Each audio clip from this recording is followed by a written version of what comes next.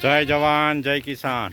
આજે આપણે આવી ગયા છીએ વાડીએ અને જોઈ લો બકરા ઘરે જવા માટે જાય છે। અને આ ભાઈ શું છે ભાઈ? બકરા જોવા તો દે। જો આ ભાઈ નાના ગીદેડા જો બિચારા હવે વિહાણા હોય એટલે આ થેલીમાં ભરીને ઘરે લઈ જાય છે। ભાઈ તમારું નામ શું? વિશ્વાસ વિશ્વાસભાઈ લઈ જાય છે। બિચારાને આવી દશા છે। જો આ બધા બકરા નાના છોકરા જો એ ભણવાનું છોડીને અને કામ કરવું પડે બકરા ચરાવવા, કારણ કે આ માલધારી વર્ગ આ બધા જ્યાં ઘાસચારોનું કીએ ખેડૂત લોકો ત્યાં આવડા જતા હોય। ઓ કેમ છો? રામ રામ, સારું ને? તો વાંધો નહીં। એ રામ રામ ભાઈ, રામ રામ। ભાઈગા ગામમાં હા બકરા ધરાઈ રહીએ હે ને? હવે કે બકરા ધરાઈ રહીએ, પણ જો અમે આ બધા ખડનું ખેતરનું ઘાસ બહાર નાખ્યું એ ખાતા જાય ને હેલા જાય। જો આ નાની બદુડી, જો આ માતાજી, એક માતાજી છે। અને આ બકરાને બિચારાને કંઈક પગમાં લાગ્યું છે એટલે હરવે હરવે જો પાટોય બાંધ્યો છે। ના લાગ્યું નથી પણ વિહાણી છે એટલે એ બકરું પાછળ છે।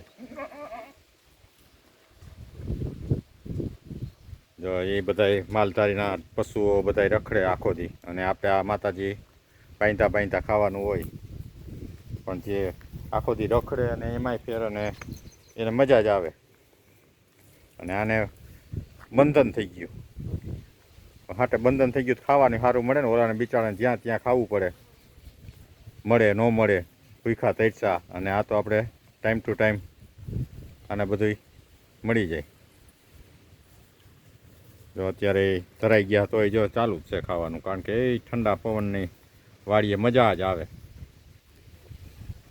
આજે હવે આપણે આપણા મરચા કોર જાય, મરચા બપોરે વીણાઈ જવાના હતા અને આજે આખો દી થયું કાંઈ વાંધો નહીં, 2 ભારી વધારે નીકળશે કા ભાઈ?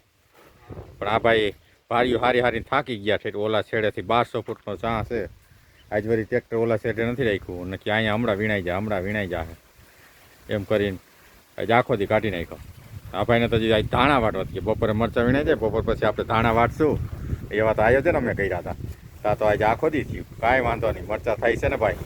એ ભાઈ મરચાં થાય છે ને? હવે ભલે ને હજી 2 દી વાર લાગે કંઈ કા થતા હોય તો। જો અમારે આ ટોલી મરચાંની ભરાઈ ગઈ છે।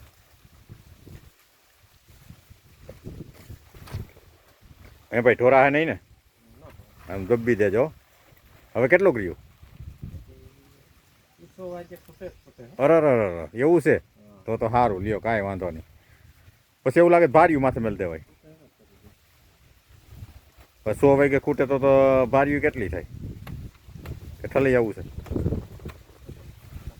ભાર્યું મૂકી દેજો ને માથે। કેટલા લુગડા? તો વાંધો નહીં, એવું લાગે ભાર્યું મેળ દેવાય, તારે ડબલ ધક્કો નહીં। આપણે ઓલા ખતરમાં જાય છે નાખવા એટલે એ છેટું છે નહીં, એ તો બીજી ખેપ કરી નાખે તો હાલે। આપણે ટ્રેક્ટર ઘરનું કા ભાઈ? અહીંયા ક્યાં ભાડું દેવું છે? આ અમારું ટ્રેક્ટર છે, બિચારું 18 વર્ષથી 19 વર્ષથી હાઈલા રાખે છે આમને, અને હજી તો કાંઈ વાંધો નથી। અને કાંઈ ફોલ્ટ આવે તમે અહીંથી અમે બે ભાગ્યોને અમે બે અહીંથી રિપેર કરી નાખી, એટલે કોઈને હજી પંચ્યું દીધું નથી।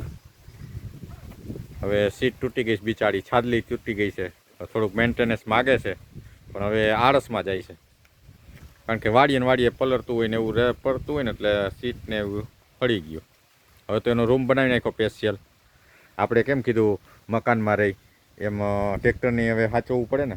2 વર્ષ બિચારું બહાર રહ્યું, કારણ કે આપણે ઘરે મકાનનું કામ હાલતું હતું અને વાડીએ હાલતું હતું, એટલે એની કાંઈ જગ્યા નહોતી, જગ્યા હતી કાઢી નાખી હતી, એટલે એવું હતું। એટલે ટ્રેક્ટર 2 વર્ષથી પલળ્યું, પણ ખરેખર ટ્રેક્ટરને સાચવવું જોઈએ તો એની આયુષ્ય વધે। હવે આજે આ મરચી અમારી ચોખ્ખી થઈ ગઈ છે, મરચાં દેખાતા નથી, કોક લાલ દેખાય છે। હવે 10-12 દી પછી પાછું વીણવાનું થાય, અને આપણા ધાણાય પાકી ગયા। ધાણા હવે કાલથી વાટશે, બીજું હું આજે ને બપોર પછી મજૂર હતા કે બપોરે થઈ જાય ને એટલે બપોર પછી આપણે ધાણામાં દાંતેડા લઈને જ્યાં પાકી ગયા છે કે વાઢી નાખી। કીધું કાંઈ વાંધો નહીં. તો હજી ખૂટ્યા નથી મરચાં, હજી કે હાંજે ખૂટશે. કીધું કાંઈ વાંધો નહીં, મરચાં થતા હોય તો બરાબર ને. હાલો આજનો અહીંયા બ્લોગ પૂરો કરશું. જો ધાણા પાકી ગયા છે, બકરાવાળા તો વાંઠ જ પહોંચી ગયા. જો જોરિયા બિચારા એવા દોડે ને ખાવા હાટું, તો ભૂખ કોઈને મૂકે. હાલો મિત્રો, આજનો આ બ્લોગ અહીંયા પૂરો કરશું. અને તમે આ વિડીયોને લાઈક, શેર અને કોમેન્ટ જરૂર કરજો. આવતા વિડીયોમાં મળશું, ત્યાં સુધી રજા આપશો.